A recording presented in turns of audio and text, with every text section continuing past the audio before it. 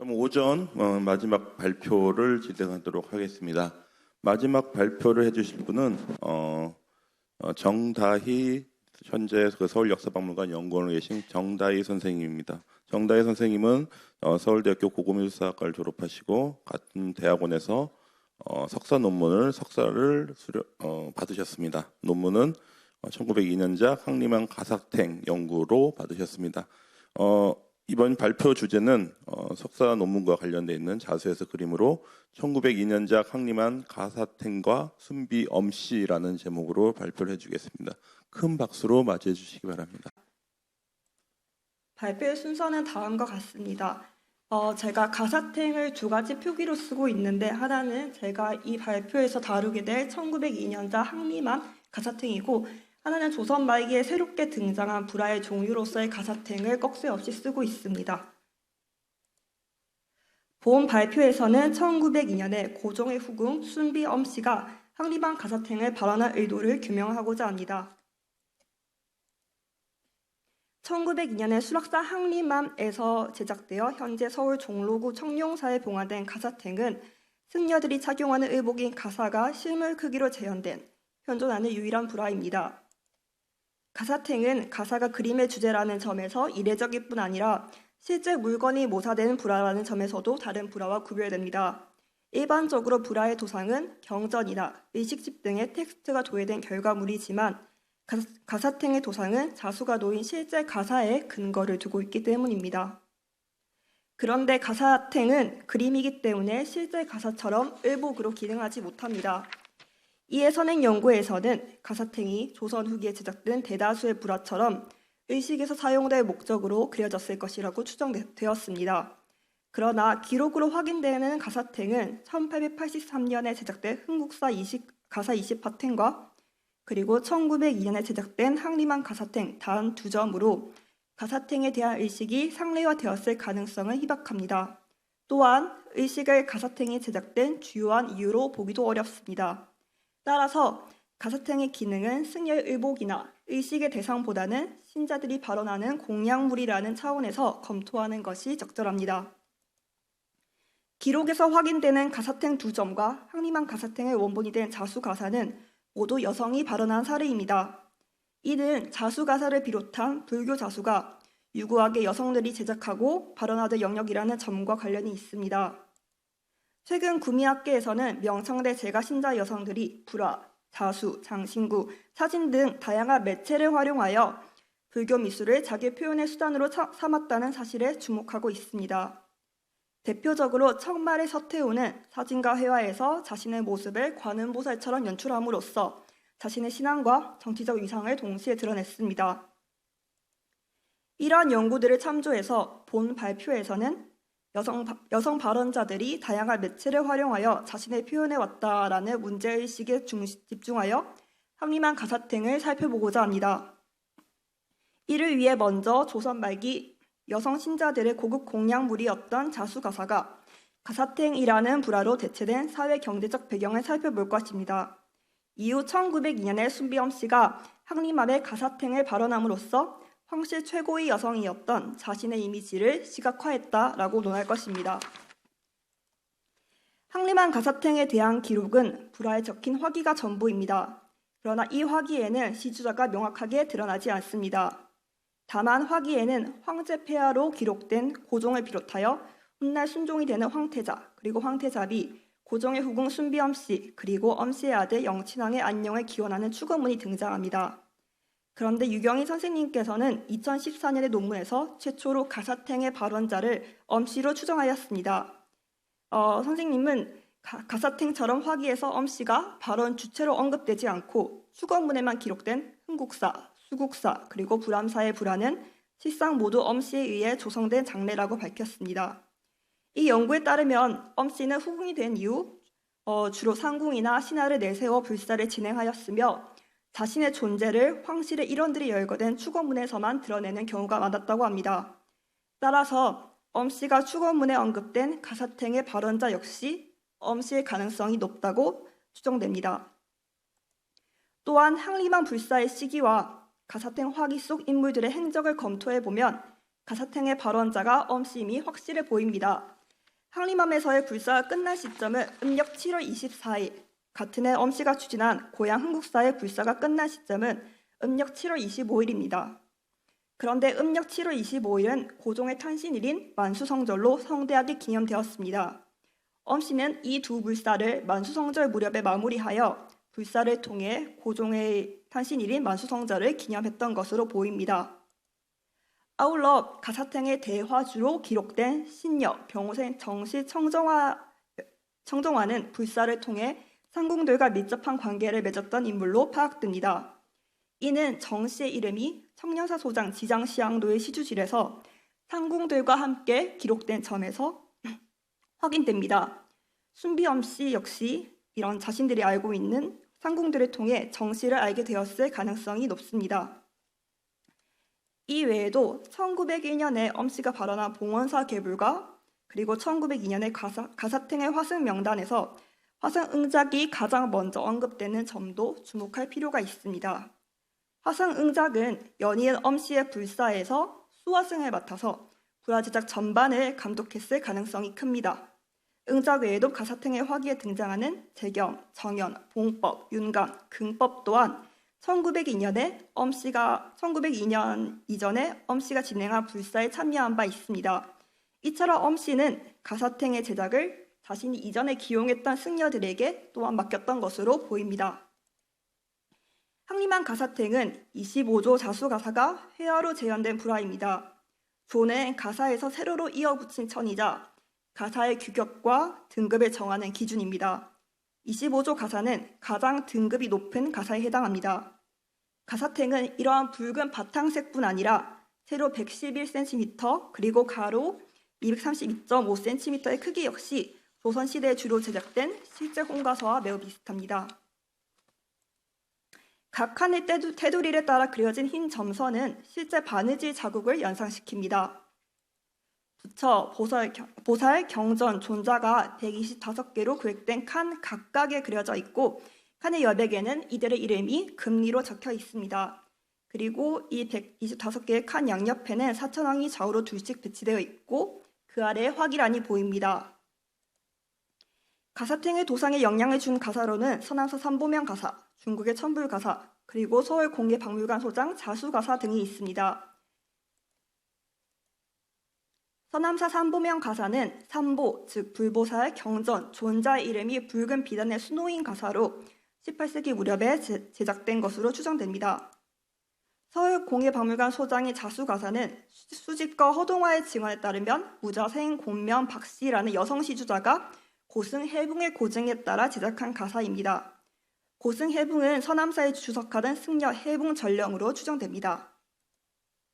자수 가사에는 불보살, 경전, 존자가 그림의 모습으로 수놓여 있는데 그 구성과 배치가 서남사 삼보명 가사와 대체로 일치합니다.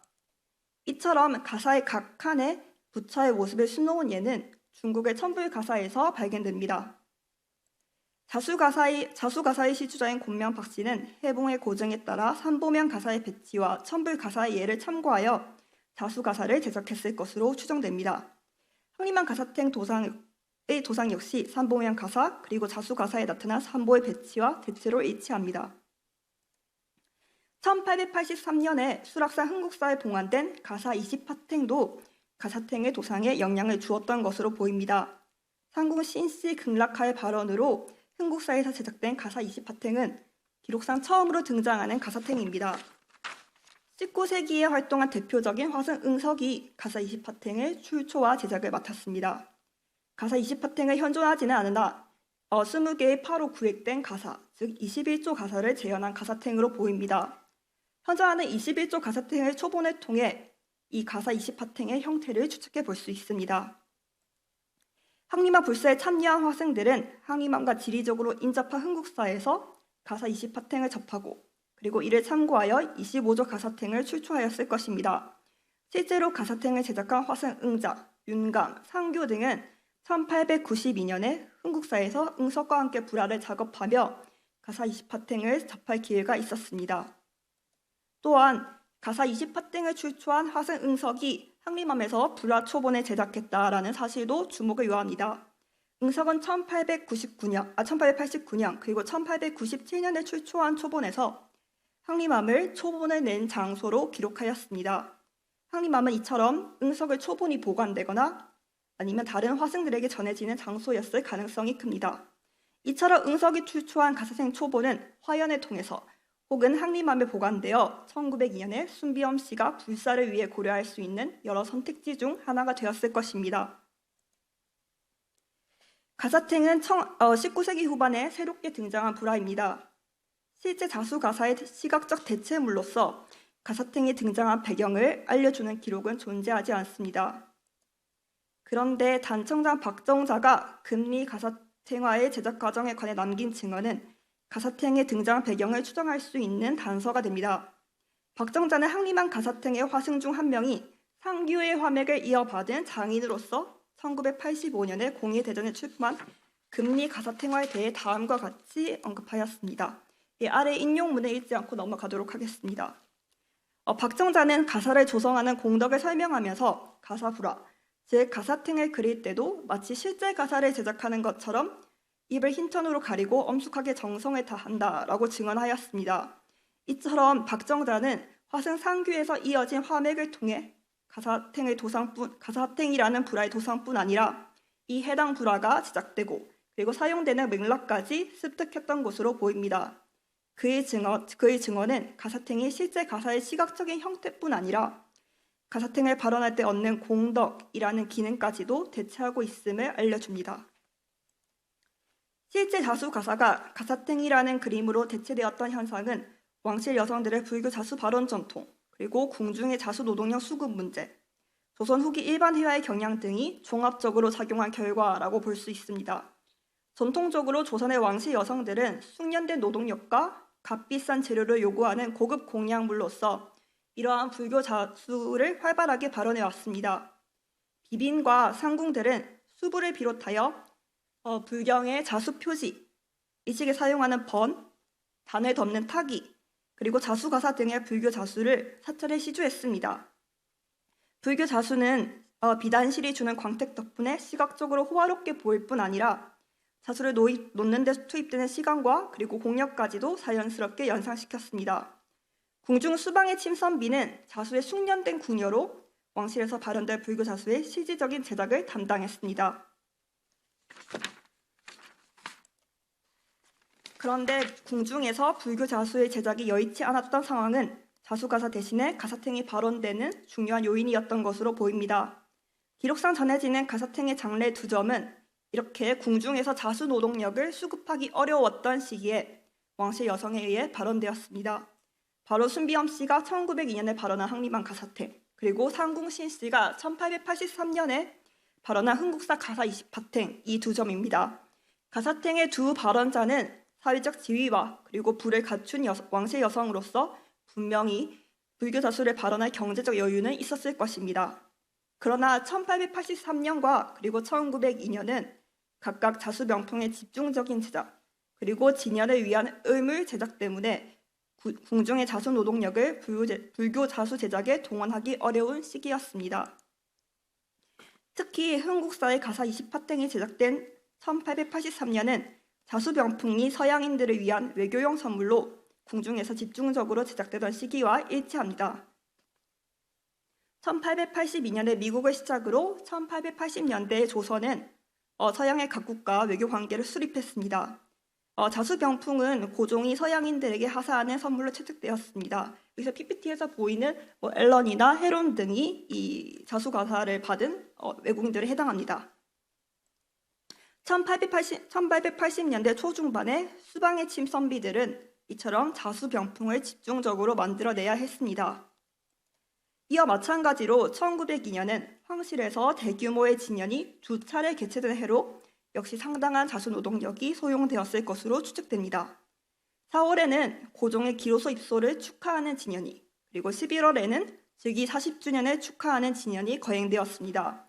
두 진연에서 사용된 물품이 기록된 이 PPT상의 의궤를 보면 상당한 양의 의물이 새로 제작되었음을 확인할 수 있습니다. 특히 항림암 가사탱이 제작된 1902년 7월은 이 11월의 진연을 준비하기 시작하는 시기로서 수방의 침선비 대부분이 진연 준비에 투입되었을 것으로 생각됩니다. 이처럼 왕실 여성들은 궁중에서 자수 노동력을 확보하기 어려웠던 시기에 실제 자수 가사 대신 가사탱을 발언했던 것으로 보입니다. 이와 더불어 조선 후기 일반 해야의 영향도 가사탱이 등장한 또 다른 요인으로 고려될 수 있습니다. 가사에 자수를 놓을 노동력이 부족하다고 해서 발원자나 화승이 가사를 그림으로 대체한다는 생각을 바로 떠올리지는 않기 때문입니다. 이전에도 왕실에서는 의복의 문양과 색을 실물 크기로 재현한 채색 수본이 제작되어 왔습니다. 그러나 이는 어디까지나 자수를 위한 밑그림이었을 뿐 감상이나 봉안을 위한 독립적인 회화는 아니었습니다.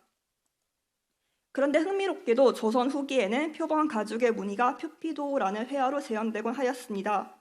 이는 19세기 말의 의복인 가사가 정각에 봉안될 수 있는 회화로 재현되는 현상과 매우 유사합니다. 표피도는 표방 가죽의 무늬를 평면 화폭에 사실적으로 재현하여 실제 표피를 소유하거나 혹은 감상하고 싶은 욕구를 대리 충족시키는 그림입니다. 표피도는 값비싼 실물 표피를 대신하는 장식품이자 표피가 지닌 벽사의 기능까지 도맡는 그림이었습니다. 이는 가사탱이 그림임에도 실제 자수 가사의 이미지와 그리고 기능을 대체한다는 점과 매우 비슷합니다.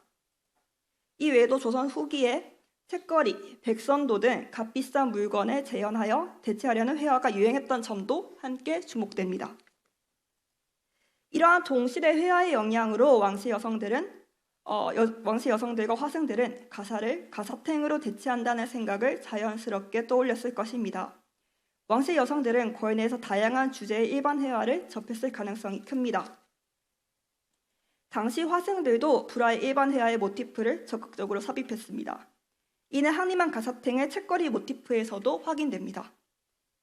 가사탱은 불화의 이러한 일반 회화의 모티프뿐 아니라 실제 물건을 그림으로 대체하는 일반 회화의 한 경향까지 수용된 사례로 볼 수 있습니다.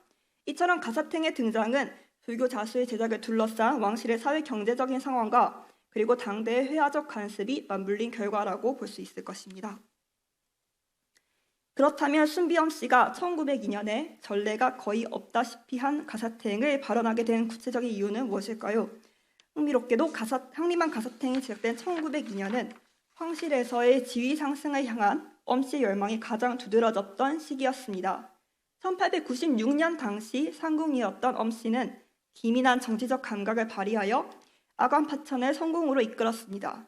그리고 1897년에는 영치당 이은을 낳으며 고종의 공식 후궁이 되었습니다. 내명부에서 엄씨의 풍계는 1897년에는 귀인, 1900년에는 순빈, 그리고 1901년에는 순비로 거듭 승격되었습니다. 이러한 승격의 배경에는 조직적이고 지속적인 승우상소가 있었습니다. 1899년부터 엄씨는 윤용선 그리고 조병식 등 자신의 지지 세력으로 하여금 자신을 황후로 책봉할 것을 요구하는 승우상소를 올리도록 유도하였습니다. 엄씨와 그의 아들인 영친왕의 정치적인 입지를 강화하는 것이 승우상소의 목적이었습니다. 1901년 순비의 칭호를 받은 엄씨는 명성황후 민씨의 사망 이후 이미 황실 내명부에서 가장 지위가 높은 여성으로서 황후와 다름없는 위상을 지니고 있었습니다. 그러나 엄씨는 이에 만족하지 않고 더욱 활발하게 승우상소를 이끌며 정치적 열망을 드러냈습니다. 가사탱이 제작된 1902년은 승우상소가 특히 압도적으로 집중된 시기였습니다. 이 시기에는 과거와는 달리 수백 명의 관료 혹은 유생들이 연명 상소를 올리며 엄씨의 승우를 집단적으로 요구하기 시작했습니다. 이러한 상소의 결과 엄씨는 1903년 황기비라는 전례 없는 지위에 오르게 됩니다. 1902년에 이러한 상황을 고려했을 때 항림한 가사탱은 대한제국 황실에서 엄씨가 지닌 높은 위상과 황후의 자리까지 꿈꾸었던 그의 정치적 열망이 시각화된 이미지로 볼 수 있습니다. 가사탱에서 자수가사라는 주제는 현숙한 여성으로서 엄씨가 내세우던 부덕을, 그리고 25조 가사라는 주제는 엄씨의 높은 지위를 시각화한 것으로 생각됩니다. 자수는 전통적으로 여성이 담당한 영역이었을 뿐 아니라 조선 후기에 이르러서는 사대부 여성의 부덕을 드러내는 기회로서 인식되었습니다. PPT에서 보시는 것처럼 사대부 여성들은 이러한 자수 그림을 자수 그림으로 첩을 장정한 수첩을 제작하였고 이를 사대부 남성이나 왕들이 읽고 제발을 남겼습니다. 그리고 가사탱이 제작되기 전후로 조정에 올라온 승우상소에서 엄씨는 규범이 정숙한 그리고 현숙한 여성으로 묘사되었습니다. 현숙한 그리고 정숙한 규범 등으로 언급되는 부덕은 정비, 즉 당시 황후 자리에 필수적으로 요구되는 덕목이었습니다. 황리만 불사 당시 엄씨는 자수가사라는 불화의 주제가 자신의 황후에 걸맞은 여성으로 표방하던 상황에 적합하다고 판단하였을 것입니다. 또한 1902년의 가사탱은 21조 가사를 재현한 1883년의 가사 20파탱과는 달리 25조 가사를 재현함으로써 엄씨의 높은 지위를 연상시키는 이미지로도 기능했을 것이라 생각됩니다. 25조 가사는 상품으로 분류되는 21, 23, 25조 가사 중에서도 가장 품계가 높은 상상품 가사입니다. 엄씨는 기존의 21조 가사탱 대신 25조 가사탱을 발언하여 대한제국 황실에서 가장 지위가 높은 여성인 자신의 위상을 은유적으로 드러내려 했을 것입니다. 이러한 맥락에서 볼 때 가사탱은 순비엄 씨의 부덕과 정치적 열망을 드러내기에 원본인 자수가사보다 효율적이었습니다. 자수가사는 일반적으로 승려가 차기하거나 아니면 의식이 있을 때만 꺼내어 일시적으로 활용되었습니다. 이와 달리 회화인 가사탱은 전각의 벽면에 봉안되어 엄씨의 위세를 지속적으로 보여줄 수 있었습니다. 이처럼 엄씨는 가사탱을 자수와 회화라는 서로 다른 매체의 장점을 극대화할 수 있는 이미지로 기획하였을 것입니다. 이로써 엄씨는 현숙하고 그리고 부덕을 지닌 여성이면서 동시에 대한제국 황실에서 가장 지위가 높은 여성이었던 자신의 모습을 감상자들에게 효과적으로 드러내려 했을 것입니다. 지금까지 1902년에 제작된 항림한 가사탱을 불교 미술사에서 젠더와 매체라는 두 문제의식이 함께 고려되는 사례로 조명하였습니다. 이를 위해 가사탱을 고종의 후궁 순비엄 씨가 발언한 불화로 확정하고 불화의 원본이 된 자수가사가 여성 시주자의 염원이 투영되는 공약물임에 주목하였습니다. 이처럼 1902년 당시 순비엄 씨는 승우상소를 집중적으로 지휘하며 지위 상승을 향한 열망을 드러냈습니다. 가사탱은 이러한 엄씨의 열망이 시각화된 이미지입니다. 25조 자수가사가 재현된 그림인 가사탱은 엄씨의 부덕과 높은 지위를 동시에 드러낼 수 있는 이미지였습니다. 이처럼 가사탱은 여성 발언자가 자수와 그리고 회화라는 상이한 매체의 성격에 대한 적극적인 이해를 바탕으로 자신의 목소리를 표현하였던 사례라고 볼 수 있습니다. 이상으로 발표 마치도록 하겠습니다. 감사합니다.